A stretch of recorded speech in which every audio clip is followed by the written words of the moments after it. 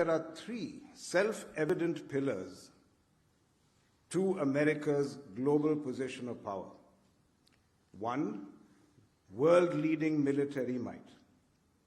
Second, unparalleled soft power and influence across the world.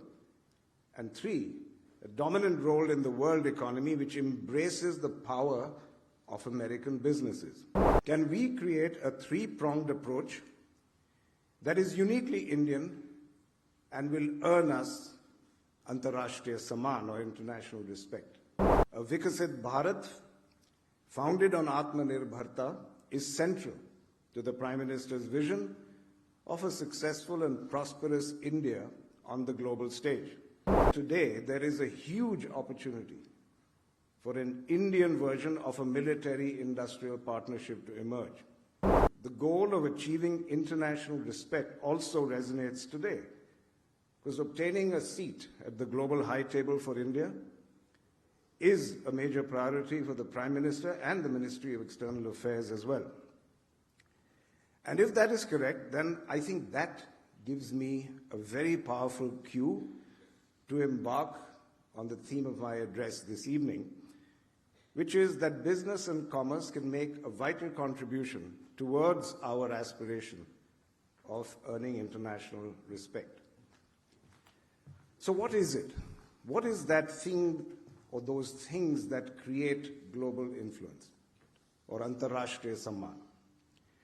Now, there's reams of scholarly literature on the subject, but Secretary Quatra again told me that the last thing they were expecting from me was an academic dissertation. So please do not expect quotes from Max Weber or Hegel from me today. And I'm going to take a far more practical approach. Let me look at the country which, for better or worse, is regarded as the most powerful and influential nation in the world today, the United States of America. And I believe there are three self-evident pillars to America's global position of power. One, world-leading military might.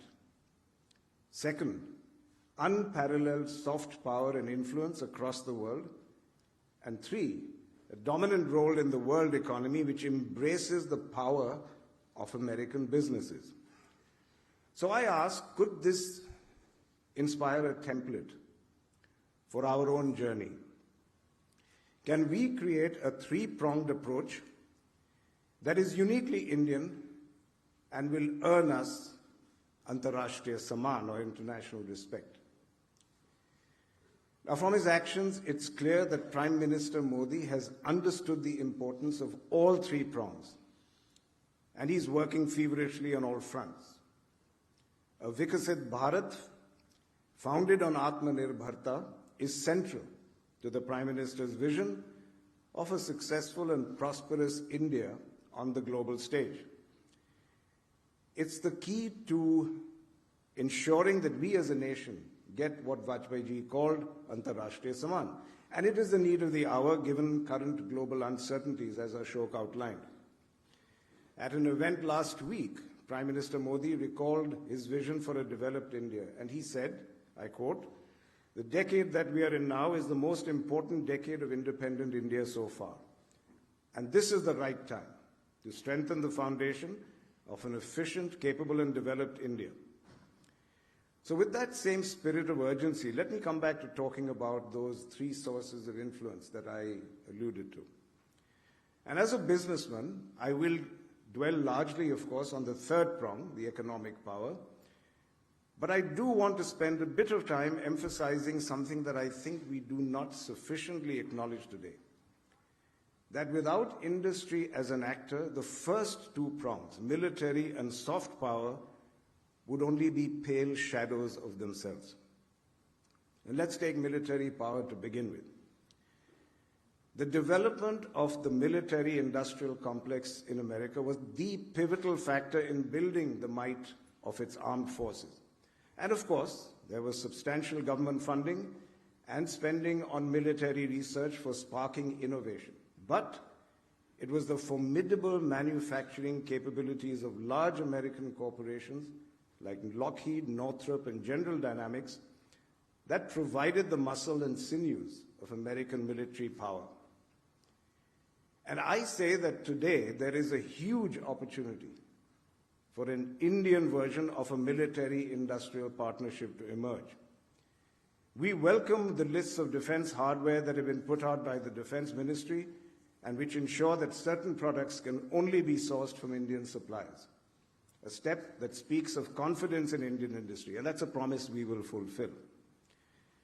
And the very nature of warfare, as we all know, is changing dramatically, with mosquito-like drones taking out elephantine tanks. And with this emphasis on cutting-edge technology, I hope to see a flood of innovation in the next few years, particularly from the IT sector. Innovative Indian companies are going to have a vital role to play. And India has one historical advantage that attracts companies like mine. It makes me very proud that in spite of having the fourth largest military budget in the world, independent India has never fought a major war of aggression. Even in international conflicts, we've always been part of the UN peacekeeping forces. And that tradition of using military might only for defense and deterrence, that's what earns us the moral high ground.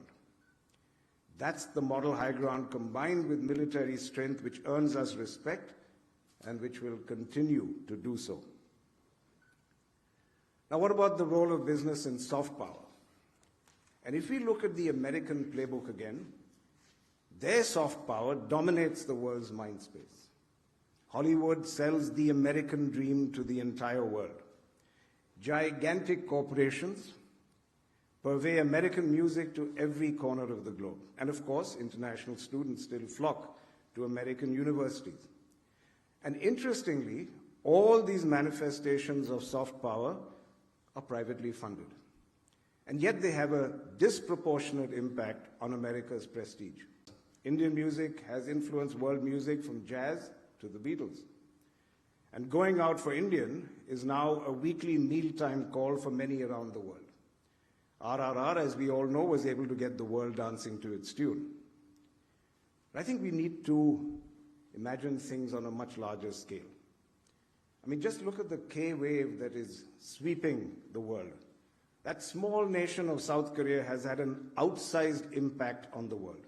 And maybe we need to change gears to create our own I wave. The superheroes of our epic and folk tales are more than a match for the Marvel Universe. But even superheroes need help. We need larger scale corporations in media which can digest the upfront financial risk required to turn this heritage into new IP and content. And very frankly, Reliance's recent acquisition of Disney India is a welcome step in that direction.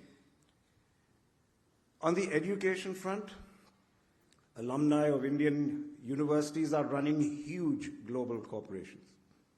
And yet, our universities struggle when it comes to global rankings. And that's another area of opportunity for private players, because we have top-class technical education institutions, and under Prime Minister Modi, the proliferation of new IITs, IIMs, and AIMS has been mind-boggling.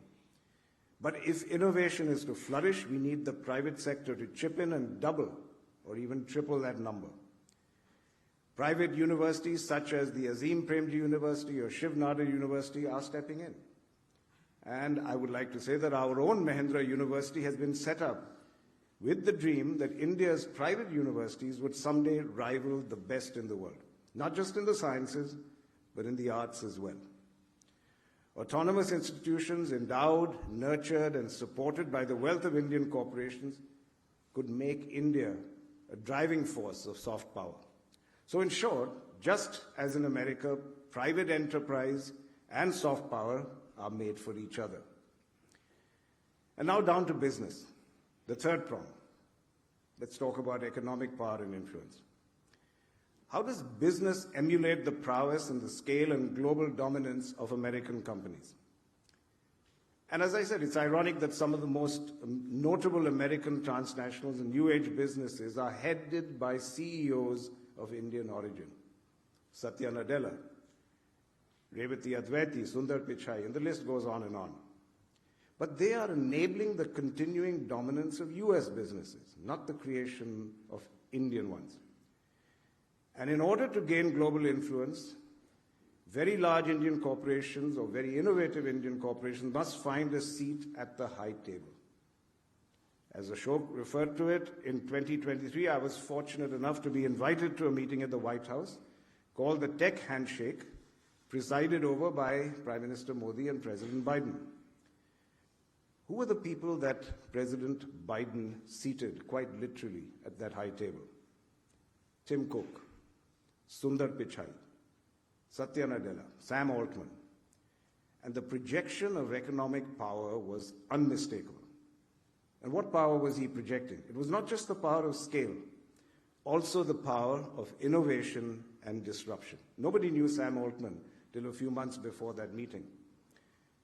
Today, both of these are symbols of economic might. And there's a story about how once President Nixon jokingly offered a world leader any of his generals in exchange for one of their star generals. And in response, that head of state said, "I would like General Electric, General Dynamics, and General Motors." Now, this story itself may be apocryphal, but it underlines the fact that the success of business domestically and globally contributes to the respect, the Antarrashtriya Samman with which a country is viewed.